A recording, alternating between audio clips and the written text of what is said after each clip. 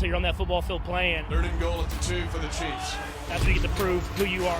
Mahomes scrambling to his right. I'm a competitor. I'm going to make our team have success. Holding it, gets off the hit, now lunging forward. When you have that mindset, the big plays come. The end zone, touchdown! Don't ever lose. There's no question I'm the king. Mahomes, magic! Patrick Mahomes is incredible! After yet another stellar performance, Patrick Mahomes has the shortest odds to take home the Pro Football MVP, followed by Tua, who now has the second best odds, will look to continue on his strong season. And staying with the MVP convo, Cowboys star linebacker Micah Parsons sounded off on Twitter on the debate of who should win MVP. Why is this a quarterback-based award? So, Mad Dog, I'll start with you. Is the NFL MVP solely a quarterback award at this point? It should be, right? I mean, without the quarterback, you're not winning. I mean, and it's the same thing with the Heisman Trophy. 99% of the time, the Heisman Trophy winner is a quarterback. And the same thing should go for the NFL. And listen, how many teams in the history of the NFL have won a Super Bowl with an below-average quarterback? I mean, maybe Dilfer with the Ravens, Brad Johnson with Tampa. But for the most part, and of course McMahon, who was not below average, for the most part, you need a good quarterback. And, to beat out Mahomes, how is anybody going to beat out Mahomes? He's the best player in the league. He's the most important player in the league at the most important position, and he's the best at it. So how in the world could he not be the MVP? And I love Parsons. He's fun to watch, great defensive player. And LT in '86 won the MVP. Yeah. But, I mean, for the most part, you're going to give it to the quarterback year in and year out. I remember in '86, the Giant quarterback was Sims. Mm-hmm. So he was a hell of a player, but that was a defensive-oriented and a running-oriented team. So from that standpoint, listen, I understand his point. It's not fair. Look at me, all these sacks. Look at these defensive players. If you don't have the quarterback in the NFL, Stevie A, you are not winning. And he's the best QB, and they're 8-2. Let me say this to you. I'm going to respectfully disagree in certain respects. I understand what you're saying for the most part. It's a quarterback award. I get all of that. I'm not disagreeing with that. That's very, very obvious for the reasons that you mentioned in terms of the importance of the quarterback position. But that doesn't mean that it always should be.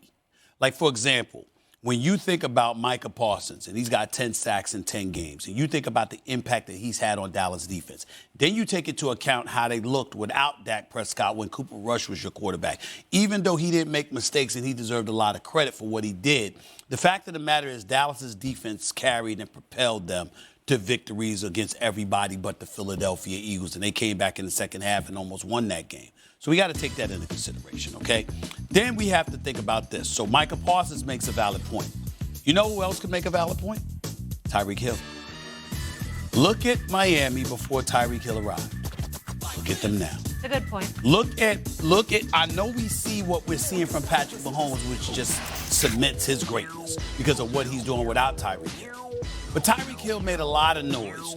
I called him blasphemous because he talked about Tua Tagovailoa and how this dude is accurate, just as accurate as Patrick Mahomes, and he can do X, Y, and Z. And we were like, this man done lost his damn mind. He got to be crazy because we ain't see that from Tua. Tyreek Hill gets there all of a sudden. We talking about Tyreek Hill and Jalen Waddle the way people used to talk about Mark Super Duper and Mark Clayton in the 80s when Dan Marino was throwing them the football, except this is a better version. We're looking at Tua Tagovailoa, and all we can say about him is that this brother is undefeated, and Miami is undefeated in every game he has started and finished. They've beaten everybody in their path, including Buffalo, including the New York Jets. Okay? So what I'm saying to you is when you look at it from that perspective, all I'm trying to say is that a Tyreek Hill, a Micah Parsons can make a legitimate argument that this is one of those years where it shouldn't necessarily be a quarterback award because they're making a case for their impact being every bit as dramatic as the quarterback spot. Now, when Tua was out, Tyreek Hill's Dolphins went 0-3. Mm-hmm. He did not win a game without his quarterback. Yeah. Wouldn't that add to the importance of the quarterback? Well, you could say that, but one game, and they lost to Minnesota. The man had 12 receptions for 177 yards with Teddy Bridgewater throwing him the football. So I'm looking at it from that perspective, too. And I'm saying to you what this brother brings to the table has had a profound impact on Miami's Dolphins, which has affected their defense as well, because their defense can go out there and be a little bit more reckless, not necessarily as cautious, because they're confident that whatever mistakes they make could be made up for by the offense, which is the antithesis of the New York Jets, because you got Sauce Gardner and others that got to play as much. They got to extend themselves and pray they that win the they're game. able to make something happen because they don't have the confidence that the offense led by Zach Wilson is going to generate anything productive for you. Right. It's interesting. It's a good debate.